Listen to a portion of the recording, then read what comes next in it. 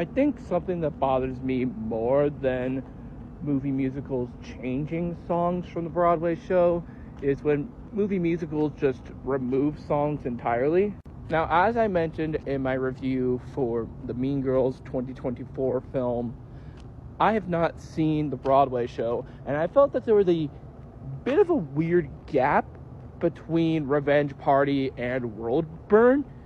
And, I looked at the soundtrack for the Broadway show. Turns out the reason there was such a big gap because they cut 6 songs that were in between those two. And, I've never listened to that soundtrack, so I don't know if those songs would have worked for a movie, but the point is, why they do that? Now, there are some cases where it makes sense why they ended up cutting the songs. Like, I completely understand why the Into the Woods movie ended up cutting Ever After, because that is a very theatrical song, and it would be really awkward for that type of song to work in a movie. Similar to why Sweeney Todd cut The Ballad of Sweeney Todd. If you want proof of why that type of song wouldn't work in a movie, look at the finale for Cats.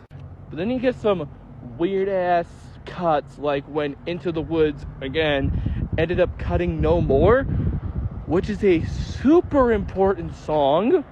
But I think the worst contender is in Dear Evan Hansen where they cut 2 songs. Everybody Needs a Map and Good for You. Everybody Needs a Map resulted in the outside perspective. The mothers of Evan and Connor. And Good for You is basically everyone in Evan's life just saying, dude, you're a fucking asshole. Cutting those songs specifically make Evan Hansen look good, which is not what you're supposed to do in Dear Evan Hansen. The point of the show is that Evan is an asshole, and everybody knows it, and he doesn't get what he wants in the end.